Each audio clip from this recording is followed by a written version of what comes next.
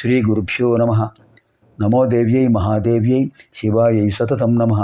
నమః ప్రకృత్యై భద్రాయై నియతాః ప్రణతాస్మతాం. అర్చనకాలే రూపగత, సంస్తుతికాలే శబ్దగత, చింతనకాలే ప్రాణగత, తత్వవిచారే సర్వగత. జ్ఞానానందమయం దేవం నిర్మలస్ఫటికాకృతిం ఆధారం సర్వవిద్యానాం హయగ్రీవముపాస్మహే. అగస్త్యం మంత్రద్రష్టారం వింధ్యగర్వాపహారకం లోపాముద్రాపతిం వందే శ్రీదేవ్యాః భక్తపుంగవం. ఇప్పుడు మనం ఉత్తరపిటకలో 68వ శ్లోకంలో ప్రవేశిస్తున్నాం. నామ సంకీర్తనం ముక్త్వా నృణాం నాణ్యత్పరాయణం లౌకికాద్వచనాన్ ముఖ్యం విష్ణునామానుకీర్తనం. కలవుతూ నామ సంకీర్తనం, కలియుగంలో నామ సంకీర్తనమే ప్రాముఖ్యం. కృతే యుగే తపశ్చైవ అనుధర్మశాస్త్రంలో చెప్పారండి. కృతే యుగే తపశ్చైవ త్రేతాయామ్యజనాదికం ద్వాపరే పరిచర్యాచ కలౌ శ్రీహరికీర్తనం. కృతయుగంలో ఏది కావాల్సిన తపస్సే, వివాహం కావాల్సిన తపస్సే, సంతానం కావాల్సిన తపస్సు, ధనం కావాల్సిన తపస్సే, మోక్షం కావాలన్న తపస్సే. త్రేతాయుగంలో యజ్ఞాలు, యాగాలు, హోమాలు అవి సాధనాలు.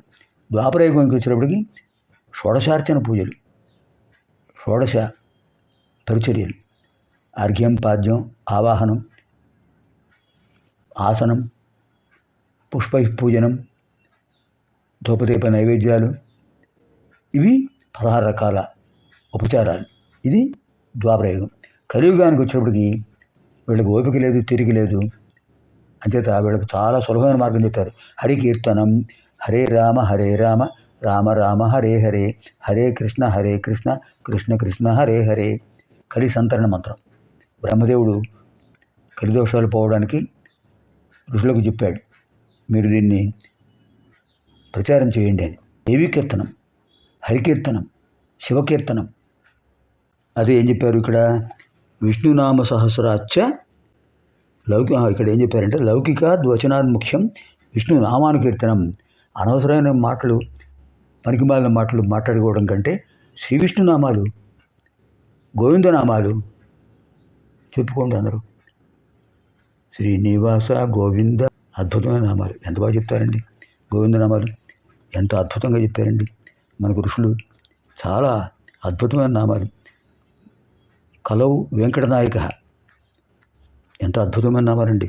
శ్రీనివాస గోవింద, శ్రీ వెంకటేశ గోవింద, భక్తవత్సల గోవింద, భాగవత ప్రియ గోవింద, నిత్య నిర్మల గోవింద, నీలమేఘశ్యామ గోవింద, పురాణ పురుష గోవింద, పుండరీకాక్ష గోవింద, నందనందన గోవింద, నవనీత చోర గోవింద, గోవింద హరి గోవింద, గోకులనందన గోవింద.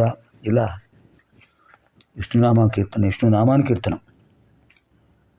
లౌకికమైన మాటలు మీరు చెప్పుకోవడం కంటే విష్ణునామాలు కీర్తన చేసుకోండి. విష్ణునామ సహస్రాచ్చ శివనామైకముత్తమం. విష్ణునామాలు చేయొచ్చు, దానికంటే విశేషమైన ఫలితాన్ని ఇచ్చేవి శివనామాలు. కార్తీక మాసంలో శివకేశవ అద్వైత సిద్ధి. అటు కార్తీక దామోదర స్వామిని విష్ణు వైష్ణవాలయాల్లో, శివాలయాల్లో పరమేశ్వరుణ్ణి పూజిస్తూ ఉంటారు. ఏకోదేవ కేశవోవా శివోవా. దేవీనామ శివనామ సహస్రాచ్చ దేవ్యానామేకముత్తమం. శివనామ సహస్రం కంటే దేవీనామ సహస్రం చాలా గొప్పది. దేవీనామ సహస్రాన్ని కోటిశస్సంతి కుంభజ. ఓ అగస్త్య, దేవీనామాలు ఎన్నో ఉన్నాయి, అసంఖ్యాకంగా ఉన్నాయి. తేషు ముఖ్యం దశవిధం నామ సహస్రముచ్యతే. వాటిలో ముఖ్యమైనవి దశనామాలు ఉన్నాయి. బాగా బాగా బాగా గుర్తుపెట్టుకోవాల్సింది. చాలామంది లలితా సహస్రం అంటే కేవలం ఆ 183 శ్లోకాలు మాత్రమే అనుకుంటున్నారు. కాదు కాదు కాదు. పూర్వపెట్టిక అంత అవసరమైందో ఉత్తరపెట్టిక కూడా అంత ముఖ్యమైనది. ఉత్తరపెట్టికలో అత్యంత రహస్యమైన మంత్రం చెప్తున్నారు. ప్రతిరోజు సహస్రనామాలు చదివే అవకాశం ఉండకపోవచ్చు. ఉద్యోగాలు, వ్యాపారాలు, విద్యాభ్యాసాలు, వాళ్ళకి ఏం చెప్పారు తెలుసునా అండి? ఎంత బాగా చెప్పారు చూడండి హయగ్రీవస్వామి వారు. దేవీ నామ సహస్రాణి కోటిశస్సంతి కుంభజ, తేషు ముఖ్యం దశవిధం నామ సహస్రముచ్యతే. అగస్త్య, కోట్లాది నామాలు ఉన్నాయి, అమ్మవారి నామాలు. వాటిలో 10 నామాలు ఉన్నాయ్యా.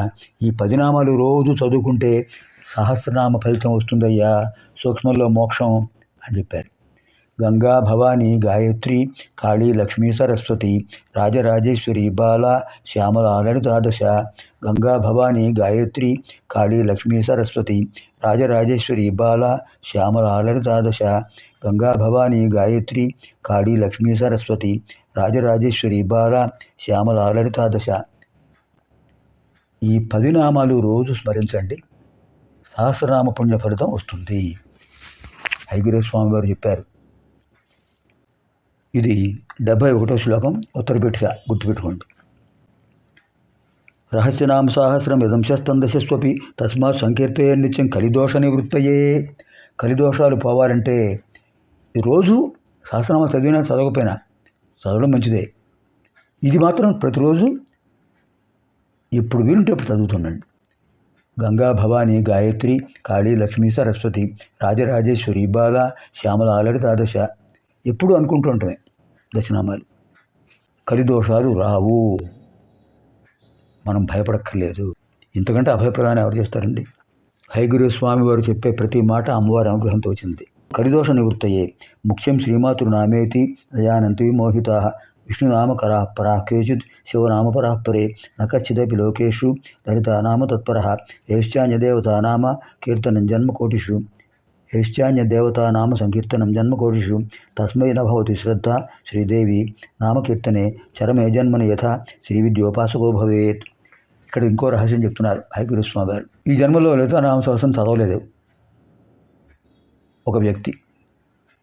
లక్ష్మీ అష్టోత్తరం చదువుతున్నాడు, దుర్గా సప్తశతిలో దుర్గానామం చదువుతున్నాడు, విష్ణురామ సహస్రనామం చదువుతున్నాడు, లలితానామం చదవట్లేదు.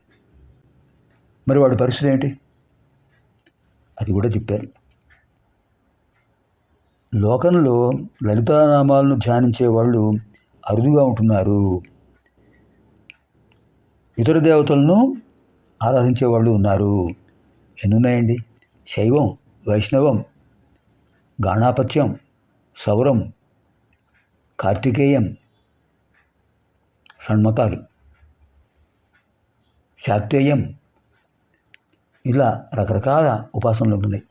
ఎవరు ఎవరిని ఉపాసించినా ఏశ్చ అన్యదేవతానామ కీర్తనం జన్మకోటిషు.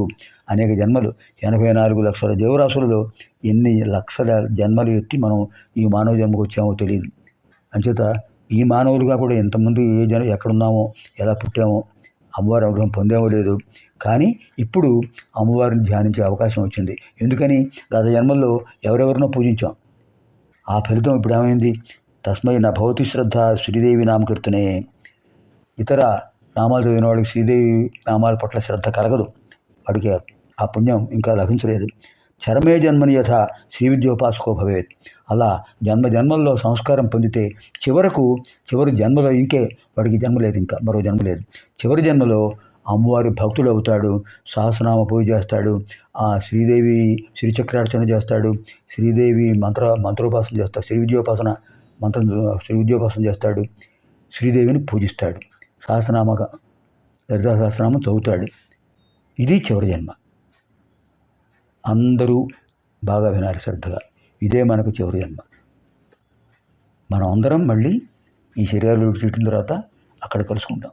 ఈ లోపు కలుసుకున్నా కలుసుకోలేకపోయినా వయసు మీద పడుతుంది,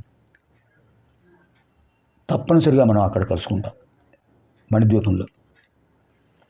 అది ఎంత బాగా చెప్పారు చూడండి. నామసాహస్ర పాఠశ్చ తథా చరమజన్మని యథైవ విరళాలోకే శ్రీవిద్యాచారవేదిన. నామసాహస్ర పాఠాలు సహస్ర పారాయణ చేసేవాళ్ళు చరమజన్మని చివరి జన్మలో ఈ స్థితికి వస్తారు. తప్పనిసరిగా శ్రీవిద్య ఉపాసకులు అవుతారు. తథైవ విరళాలోకే నామసాహస్ర పాఠక మంత్రరాజ జపశ్చైవ చక్రరాజార్చనం తథా. అందుకే వాళ్ళు గత జన్మల సంస్కారాల ఫలితంగా, ఎన్నో జన్మల్లో చేసిన పుణ్య ఫలితంగా ఇప్పుడు శ్రీచక్రార్చన అంటే ఏమిటో, శ్రీ విద్యోపాసన అంటే ఏమిటో, లలితా సహస్రనామ పారాయణ అంటే ఏమిటో తెలుసుకున్నారు, చేస్తున్నారు, జీవన్ముక్తులవుతున్నారు. మంత్రరాజ జపశ్చైవ చక్రరాజార్చనం, అది రహస్యనామ పాఠస్య అల్పస్య తపసపరం అపఠన్నామ సహస్రం ప్రేణయేద్యో మహేశ్వరీం. ఇది చదవకపోతే అమ్మవారి దివ్యానుగ్రహం లభించదు. ఘంటాపథంగా చెప్పారు. మనం అందరం ధన్యులం.